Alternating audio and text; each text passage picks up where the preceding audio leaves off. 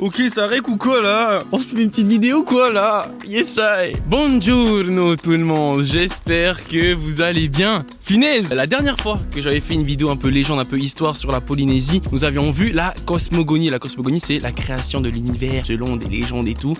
On avait vu un peu plus le côté historique. Aujourd'hui, je vais vous partager une théorie que j'adore sur la Polynésie. Donc ne vous inquiétez pas, on reste dans le même thème et voilà, ça va être trop cool. L'histoire d'aujourd'hui est folle, même un peu farfelue, un peu tirée par les cheveux, mais est-ce que c'est pas ça qu'on aime finalement, rêver un peu ensemble? Donc posez-vous comme d'habitude, prenez vos petites chips, vos petites coca et on est parti.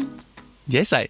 Mon Disney préféré, même si je suis tahitien, ce n'est pas Vaiana. Non, mon Disney préféré, pour ceux qui connaissent, c'est l'Atlantide, l'Empire perdu. Eh les gars, vraiment un ancien, si vous connaissez ça, c'est que vous êtes des vrais. J'ai toujours aimé ce délire de royaume caché, mystérieux, très ancien, mais renfermant une technologie du futur de malade. Et quand j'étais petit, bien sûr que je faisais le rapprochement entre l'Atlantide et nos îles en Polynésie, je me disais, mais si ça se trouve, nous aussi on a une cité engloutie, cachée, dans nos archipels, mais en fait on sait pas. Je partais bien loin. Disney c'est en mode vas-y mon gars, rêve et achète nos produits dérivés surtout. Et il se trouve que l'histoire d'aujourd'hui c'est totalement ça, un royaume englouti lié à la Polynésie avec des théories de malades reliées avec les Incas, les Égyptiens, tout ce que vous voulez. Avez-vous déjà entendu parler du continent de Mu? Mu, M-U, mais ouais, voilà, ils auraient pu aussi trouver un meilleur nom, je pense. Et ouais, t'as bien fait de cliquer sur cette vidéo mon gars, la prochaine soirée avec tes potes, tu pourras te la péter en mode alors oui, connaissez-vous le continent de Mu, le peuplement, avec la théorie évidemment que les Polynésiens ne seraient pas un peuple insulaire et puis plutôt...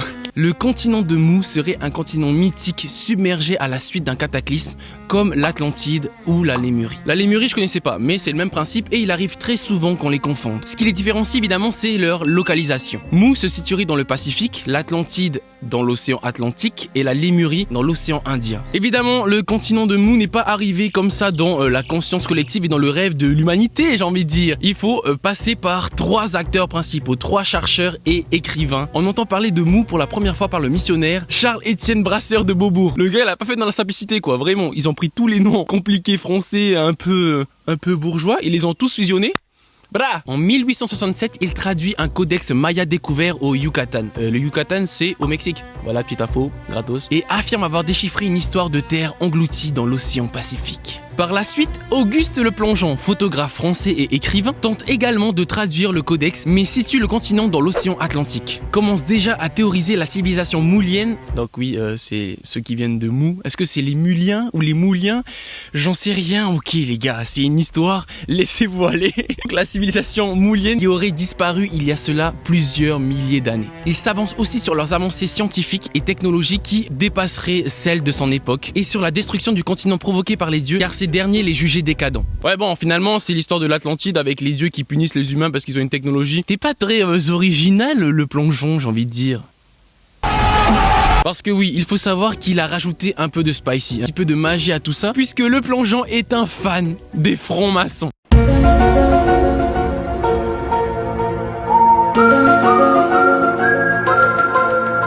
Durant toutes ses recherches, durant toute sa vie, il va essayer de faire différents liens entre toutes les civilisations du monde ayant comme point commun un mystère inexpliqué quant à leur prospérité d'antan, j'ai envie de dire. Il va prendre les Égyptiens, les Mayas, la cité de Mu et il va se dire que entre tout ça, il y a un message en fait finalement franc-maçon caché. Donc le plongeon, il faut le prendre avec des pincettes, ce qu'il dit, parce que voilà quoi. Ces recherches seront reprises bien plus tard par l'écrivain britannique James Churchward. Et yes, l'accent anglais.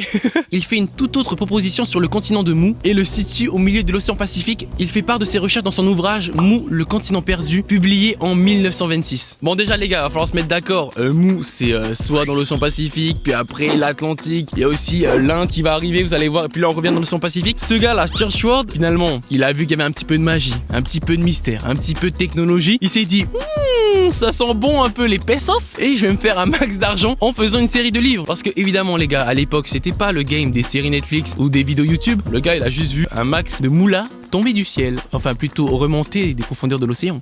Wow. Mais il est quand même malin, il va étoffer son récit pour se l'approprier entièrement. Dans ses récits, il explique qu'il a pris connaissance du continent par le biais d'un prêtre indien. Lors de son séjour en Inde, il découvre d'étranges tablettes écrites dans un langage ancien. Un prêtre indien dont il se lia d'amitié lui apprit cette langue morte et lui expliqua qu'il s'agissait de la langue originelle de l'humanité. Et que seuls 3 prêtres indiens en avaient la connaissance.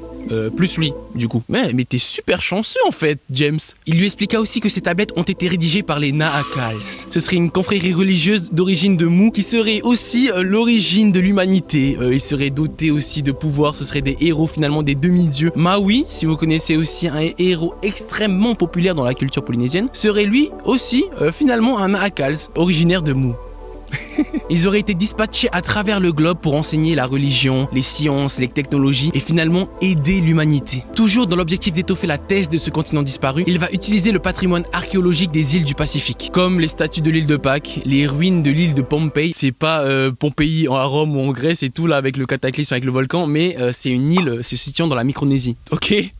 Hey, y a beaucoup d'infos les gars, j'essaye de vous éclairer comme ça vous pouvez suivre un peu l'histoire. Mais bon, tout ça c'est bien beau, mais qu'en pense la communauté scientifique dans tout ça? En effet, les recherches de Brasseur de Beaubourg et de Le Plongeon ont été réfutées par les scientifiques, les vrais, du XXe siècle. Il s'avère que leur traduction du codex est inexacte. Les gars, vous êtes sérieux? Dès le départ, en fait, je veux bien qu'on part dans un délire un peu de rêve, un peu de technologie, de terre enfuie avec des héros, mais quand même quoi, il faut que ce soit plausible un peu, si déjà la base elle est un peu bancale. C'est sûr que bon, niveau crédibilité, on n'est pas super bien, on est à 0 quoi. C'est dommage. En ce qui concerne Church World, James, sa recherche est considérée comme pseudo-scientifique. La principale critique se porte sur les tablettes Nahakal décrites par James, qu'il est le seul à avoir vu. Déjà là, tu sens que c'est un peu bizarre mon gars, tu peux pas prouver quelque chose alors qu'il y a que toi qui étais là ce jour-là, tu vois. Moi je peux raconter n'importe quoi à ce moment-là. Oh James, un peu de sérieux, James, s'il te plaît. Pour les archéologues de l'époque, les vrais, encore une fois, le continent de Mu serait une invention de Churchward. Il fait plusieurs erreurs tout au long de ses ouvrages. Des villes qui changent de localisation, les datations qui ne sont pas claires, les tablettes Nahakal qui sont d'abord localisées en Inde, puis finalement au Tibet dans un autre ouvrage. Oh James, reste cohérent, s'il te plaît. Tu te tires des balles dans le pied tout seul au fil de tes écritures, mon gars. T'écris des livres, relis-les avant d'écrire la suite, non? Est-ce que je m'emporte un peu trop pour une théorie qui est censée juste nous faire rêver? Les spécialistes sont finalement extrêmement sévères vis-à-vis de Churchward, estimant que ces erreurs révèlent soit de la fraude pour vendre toujours plus, soit carrément d'une maladie mentale. James, non, pas toi.